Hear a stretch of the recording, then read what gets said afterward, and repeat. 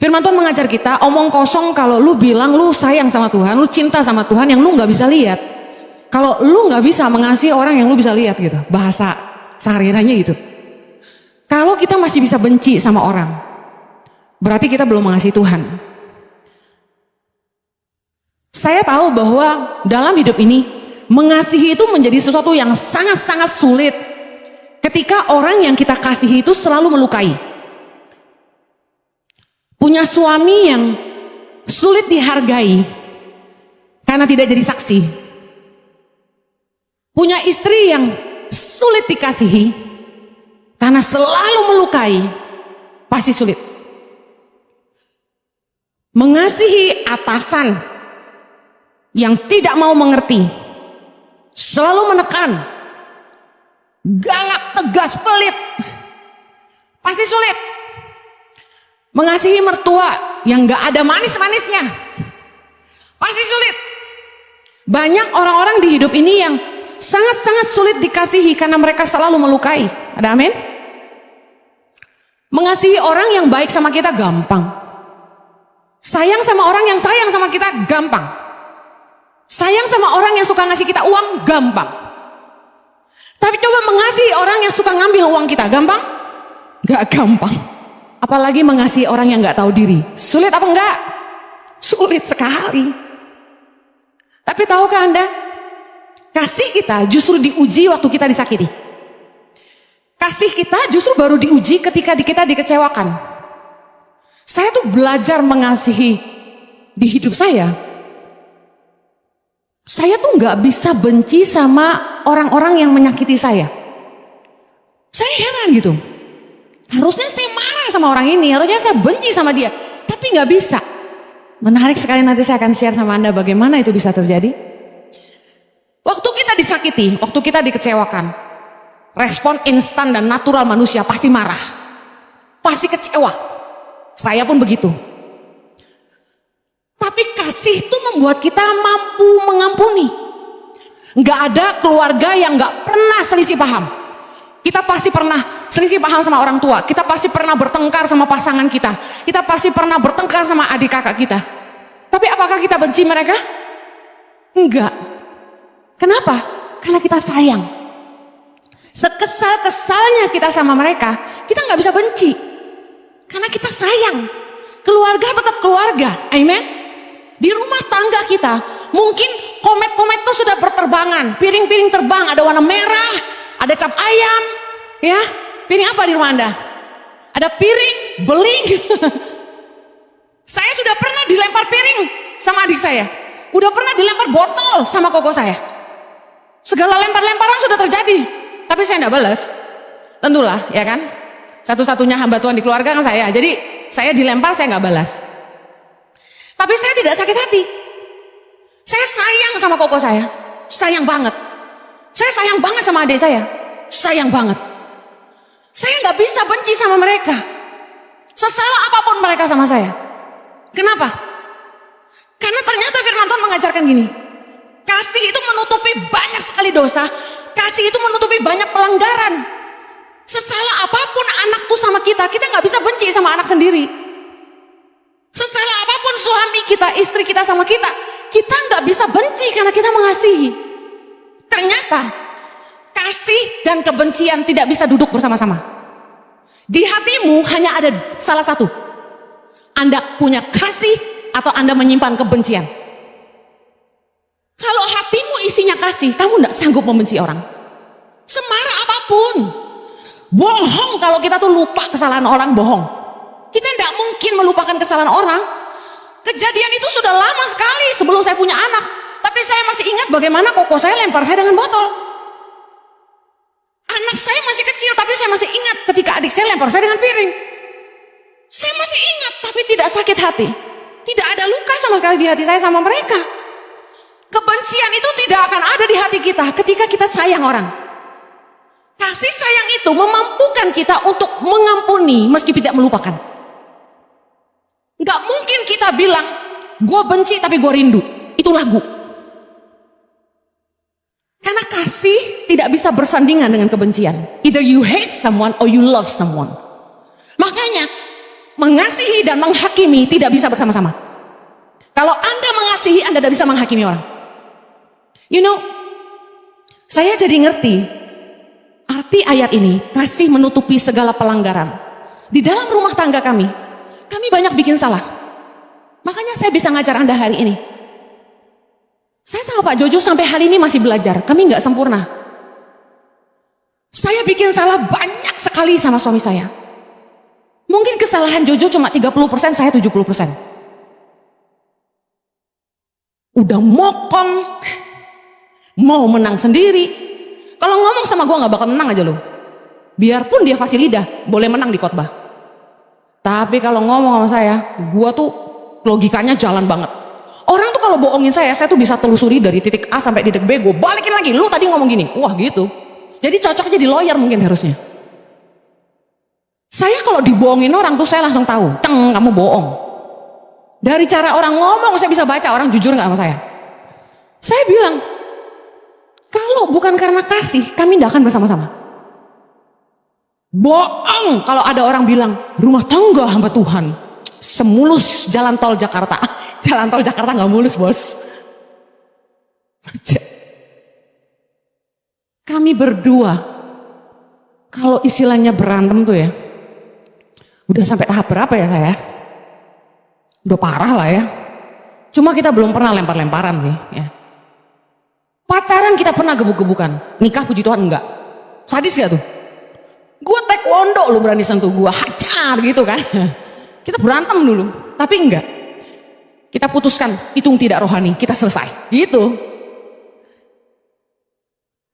Kami tidak mau meninggalkan karena kami sangat mengasihi satu sama lain.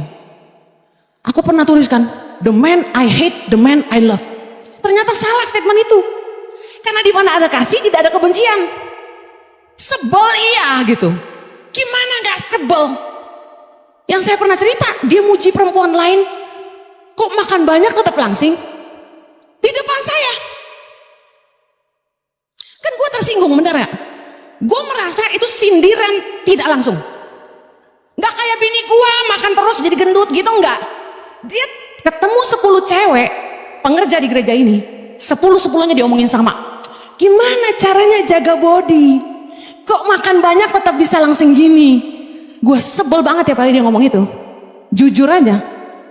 Jadi kadang-kadang nih orang menyebalkan, lu jangan terpesona dia gantengnya. Kalau udah nyebelin tuh, nyebelin banget kamu tuh. Tapi aku sayang banget gitu loh. Amin. Kalau kita tuh punya kasih, kita gak mungkin benci. Sekesal apapun, semarah apapun. Benci tapi rindu, itu bohong. Sebagaimana Tuhan sudah mengampuni kita, membebaskan kita dari semua hukuman dosa, dan mengampuni kita oleh anugerahnya, ampunilah orang lain juga. Kasihanilah orang lain sebagaimana Tuhan telah memberikan belas kasihan dalam hidup kita. Show mercy as the Lord has shown mercy unto you. Tunjukkanlah belas kasihan. Saya heran orang Kristen itu banyak yang gak punya belas kasihan, padahal Tuhan kita itu Tuhan yang penuh belas kasihan. Banyak orang Kristen tuh kejam, sekejam-kejamnya. Kalau udah bicara cien, baru tuh kelihatan aslinya. Saya banyak belajar di hidup saya, jujur sebagai hamba Tuhan. Saya bukan orang yang sempurna dan peka sama orang. Kadang-kadang saya juga gampang percaya orang.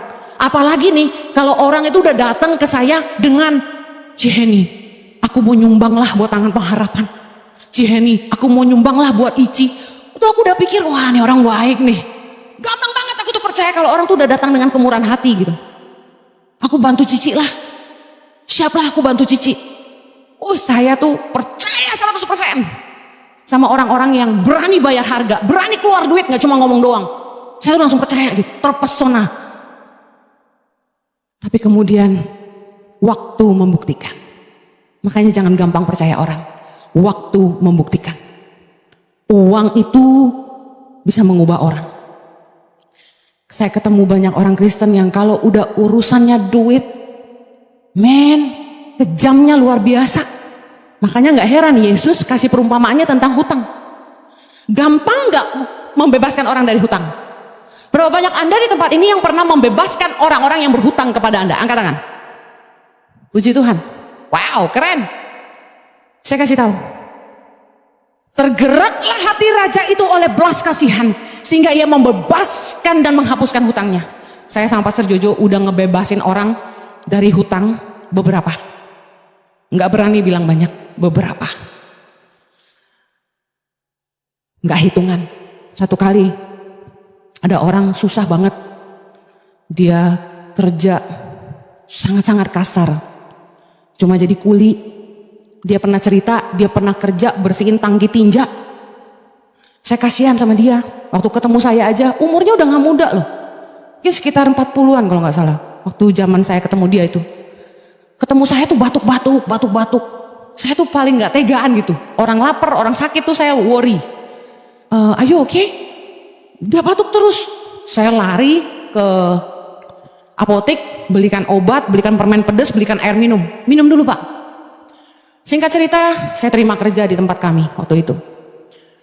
Karena kasihan. Akhirnya kerja. Selama bekerja, kerjaannya tuh gak ada bagus-bagusnya. Di tengah-tengah kerja tuh bisa main baca berita di detik.com, nanti ngecek Facebook, nanti nonton YouTube. Jadi kerjaannya gak selesai-selesai. Jadi banyak orang di kantor itu yang komplain karena dia gak kerjain kerjaannya dia, pekerjaan kami terhambat gitu loh. Kayak Tangan Pengharapan kan harus kirim report ke partner karena dia jadi nggak bisa terkirim karena dia yang bagian editor. Nah singkat cerita, orang ini saya dapati punya hutang yang sangat banyak. Akhirnya satu kali saya panggil, kamu kenapa sih suka cari job-job ekstra gitu, nulis-nulis di web gitu supaya dapat uang? Gaji kamu nggak cukup? Karena menurut saya kami gaji dia sangat besar. Dia bilang, saya banyak hutang Bu. Saya tanya, hutangnya berapa? Berapa puluh juta gitu. Saya lupa zaman itu. Saya bilang gini, kenapa bisa hutang segitu banyak? Ternyata dia pernah kerja bantuin rentenir, pinjemin duit ke orang, terus dibungain gitu loh. Nah, dia pinjemin lah duit berbunga kepada orang-orang di tempat sekitar dia tinggal. Apa yang terjadi? Orang-orang itu pada pulang kampung dan gak balik lagi. Jadi semua hutang dan bunga-bunganya dibebankan ke dia, menurut dia begitu. Kemudian istrinya karena nggak punya uang, mereka miskin ya. Dia suka ngutang di tukang sayur, ngutang di warung, jadi hutangnya tambah banyak. Saya kasihan dengernya. Saya kasihan. Kok susah banget hidupnya. Anaknya 3, terus dia mungut anak orang yang dibuang ke sampah 1. Tambah penuh belas kasihan lagi. Saya udah mikir nih, orang miskin-miskin tapi hatinya kaya gitu loh. Bisa mungut anak dari tempat sampah sendiri udah susah. Tambahlah penuh belas kasihan saya. Kami lunasi hutangnya. Saya lupa berapa puluh juta kami lunasi. Tapi dengan perjanjian, saya suruh dia tulis di kertas, saya tidak akan berhutang lagi pada siapapun. Istrinya juga gue panggil ke kantor. Ibu janji dulu, gak akan ngutang lagi. Soalnya gue pikir gue lunasin tadi dia ngutang lagi, gue suruh bayar lagi. Orang Indonesia kan gitu ya. Tanda tangan tuh berdua tuh berjanji tidak akan ngutang lagi. Saya bilang gini, saya bikin larangan di Tangan Pengharapan dan di ICI. Kalian tidak boleh punya hutang, kecuali KPR rumah. Kalau mau cicil mobil aja duduk dulu ngomong sama gua. Kalau kita bisa beliin, kita beliin, lu cicil sama kantor potong aja, nggak usah pakai bunga-bunga. Jangan ngutang bang, saya bilang. Kalau kamu ngutang bang, saya bilang, asuransi belum, biaya ini itu belum. Nanti kamu ujung-ujungnya kecekek kalau kamu nggak mampu. Kalau cuma sedikit-sedikit sinilah kami bantu. Jadi kami lunasi hutangnya, saya pikir selesai. Saya bilang kalau kamu butuh apa-apa, kamu ketemu saya. Siap bu, siap bu, siap bu, siap. Apa yang terjadi? Nggak lama, ngutang lagi. Capek. Dan setiap tahun dari gajinya yang harusnya cukup, dia nggak bisa bayar kontrakan. Jadi setiap tahun selama bertahun-tahun kami bayarin kontraknya. Bayarin tuh. Banjir pindah lagi, kami bayarin yang lebih mahal lagi. Tiap tahun bayarin, no problem. Kita senang lah bantu orang. Tapi apa yang terjadi? Kerjanya nggak benar. Udah dibantu banyak, kelakuannya juga banyak. Kadang-kadang kita kesel nggak yang kayak gini? Udah cukup baik belum jadi bos kira-kira? Baik banget kan? Kayak gini nih banyak. Ada amin. Dibantuin gak tahu diri. Udah lama nih ceritanya ya. Akhirnya, singkat cerita, project manager saya tuh ganti 3 orang. 3-tiganya suruh saya pecat dia. Project manager yang pertama bilang gini, Bu, ini orang nggak bisa kerja, pecat aja. Sekali lagi, Ibu Heni, kasihan, jangan kerja. Ganti project manager berikutnya, Bu Heni, orang ini nggak bisa kerja, pecat aja. Nggak diganti karena kasihan. Project manager berikutnya bilang, pekerjaan kami terhambat karena orang ini, Bu Heni. Jadi ini orang jadi penyakit di kantor. Akhirnya genap 9 tahun dia ikut saya, pecat. Yang pecat bukan saya, staf saya, pecat dia. Bagian HRD keluarkan. Masalahnya gini, dia masih ada cicilan ke kantor. Cicilannya apa? Rumah. Saya bilang gini, sudahlah, lunas saja. Kita anggap lunas saja. Tinggallah di sana. Jadi kamu nggak usah bayar kontrakan lagi. Ambil aja rumahnya. Dan setiap bulan datanglah kemari. Saya akan kasih kamu sembako supaya kamu bisa makan. Makasih Bu, makasih Bu. Jadi pesangonnya itu berupa rumah. Tiap bulan dia datang, kami kasih sembako. Tebak apa yang terjadi? Saya dengar dia malah jelekin saya. Bersekongkol dengan teman-teman yang pernah kerja juga sama kita yang keluar karena kepahitan. Ya kalau kamu keluar berarti kamu nggak bagus gitu aja kan? Yang dikeluarin itu kan pasti karena kerjanya nggak bener. Jadi sama staf HRD dikeluarin. Sakit hati. Jelek-jelekin kami. Saya kasih tahu, saya benci? Enggak. Sampai hari ini kalau dia datang lagi saya akan kasih dia makan. Saya nggak peduli seberapa salah orang sama saya nggak akan benci sama mereka. Anda tahu cerita hidup saya nggak pernah bisa benci sama orang tua saya. Kalau Anda tuh punya kasih di hatimu, Anda nggak akan benci sama orang. Kenapa saya selalu mengampuni? Karena saya sadar dosa saya yang banyak diampuni Tuhan. Saya ini dosanya banyak. Kalau Anda sadar Anda diampuni karena dosamu yang banyak, orang salah sama kamu tuh ampunilah. Firman Tuhan bilang gini, kalau kamu tidak ngampuni kesalahan orang lain, Bapamu di sorga juga tidak akan ngampuni kamu. Jelas Firman Tuhan katakan gini, bukankah engkau pun harus mengasihani kawanmu seperti aku telah mengasihani engkau. Tuhan bilang ini, gue udah ngampunin lu, gue udah kasihan sama lu, lu juga harus kasihan sama orang lain. Apa kesalahan orang yang Anda tidak bisa ampuni? Anda telah beroleh pengampunan. Saya kasih kesaksian ya, hidup saya nih, dibandingin kesalahan saya, dosa-dosa saya, dan hari ini berkat dan pemakaian Tuhan dalam hidup saya nggak sebanding. Kasih karunia Tuhan terlalu besar. Saya ini nggak layak. Kalau kita sadar kita ini beroleh anugerah yang besar, berikanlah anugerah juga kepada orang lain. Tahu nggak kenapa saya nih, sorry ya, nggak berani menghakimi orang, nggak berani. Takut. Kenapa? Soalnya saya sendiri nggak mau dihakimi Tuhan. Sebagaimana kamu perbuat kepada sesamamu, makanya Bapa akan memperlakukan kamu demikian, kata firman Tuhan. Kasihanilah orang lain sebagaimana Bapa telah memberikan kasihan buat kita. Apakah Anda mau diampuni? Katakan, saya mau mengampuni. Karena saya mau diampuni. Anda yang merasa Anda orang baik, orang benar, gak perlu diampuni Tuhan, gak apa-apa. Tapi kalau saya butuh diampuni. Mari berbelas kasihanlah buat orang lain juga. Kalau Tuhan itu memperhitungkan semua dosa kita, saya kasih tahu, nggak habis-habis kita dihukum. Kalau Tuhan itu bukakan semua perlanggaran kita, wow, saya nggak kebayang gini. Firman Tuhan berkata, orang akan menuai apa yang dia tabur. Kalau setiap kesalahan kita harus kita tuai, kayaknya hidup ini nggak ada harapan, bener nggak? Kita udah penuh dengan ketakutan aja hidup ini. Tapi bersyukur begini, berbahagialah manusia yang kesalahannya tidak diperhitungkan Tuhan kepadanya.